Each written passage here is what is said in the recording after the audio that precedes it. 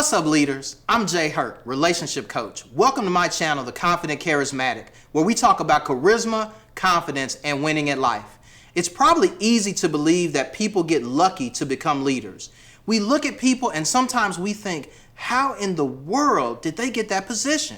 Every leader may not be the perfect fit for their position. I'm going to show you today how to make sure you're a fit when it's time for you to become a leader in your organization, starting your company, leading your team, or leading at home. Today, we're going to talk about 5 virtues of a charismatic leader. You know what's up. Let's get it.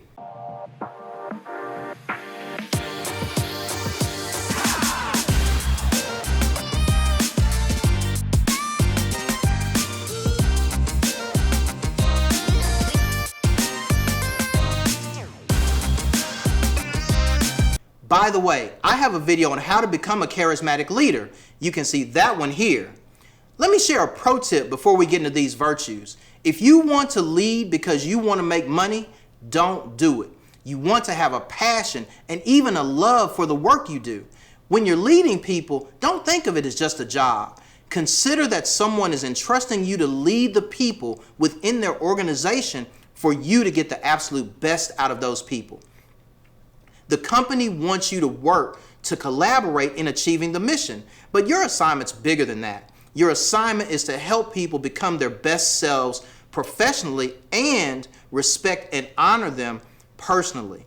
The mission of the company is important, but the impact you make on people who support you, in my opinion, it's even more important. Your attitude, your mindset, your compassion, your ability to listen, and every other way you interact with these people affects their lives on a daily basis. Become a leader, a charismatic leader, for the opportunity to impact people and the world. Let's talk about how to become that charismatic leader. Number 5, character. Character could be number 5 or it could be number 1 depending on how you look at it. Character is the foundation. It's the minimum requirement to become an effective leader. When you are tasked with leading people, the first thing you need to look at is your character. Are you willing to do the right thing even when it isn't easy? Integrity is embedded in your character. Are you ready to be honest when it doesn't serve you well? I often use the term moral compass as a part of the holistic nature of the character of a leader. What rules do you live by? How can you define what morality looks like to you? These are questions when you're considering leadership you need to ask yourself, and you need to answer those questions. If you have high character, I can believe in you. I can count on you. You can be trusted with the keys to the kingdom. You will do what is right even at your own expense or even at the expense of the organization. We see low bars around character in society right now. Don't allow those things you see in the world to have you believe character is not important. Great leaders have great character. There is no other option. If you want to be a leader people can trust, people look up to, and as a byproduct, a leader that gets paid really well, make character your foundation to your leadership style. You will be glad you did. Number 4, kindness.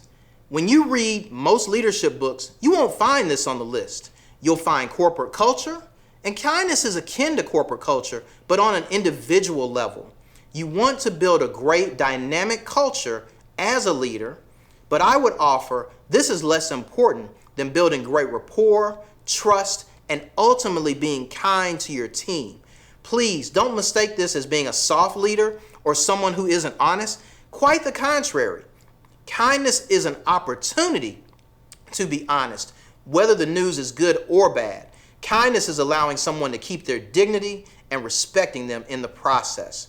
Kindness is not splitting hairs over hours at work when someone is grieving, or taking it a step further to reach out to a grieving team member to let them know you are there to help or send them something as a token of your support.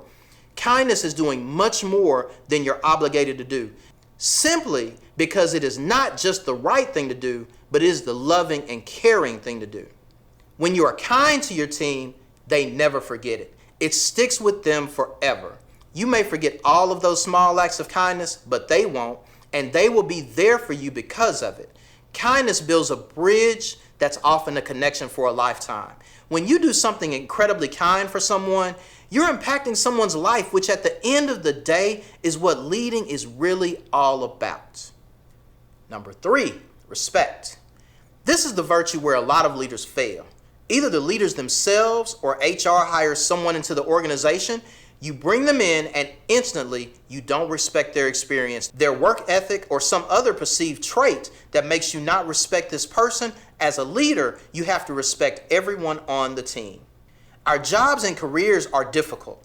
On top of that fact, we have a lot going on in our lives. For example, the International Labor Organization released a study that mentions 25% of people in temporary or contract jobs in 2021 were permanent before the pandemic began. As a leader, consider that something like this impacts how people think and how they feel.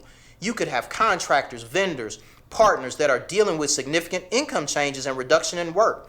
Talk to them, listen to them, understand everyone on your team as much as you possibly can. When you understand their lives and situations, it's easier to respect them. Show them the kindness we just talked about. Respect them. Praise their work. This will be significant to all of your team as they will always share how much they feel respected. Number 2, altruism. I'm guessing by now you can see a theme coming into shape. The greatest charismatic leaders in history have been altruistic. Altruism is the belief and practice of selfless concern for the well-being of others.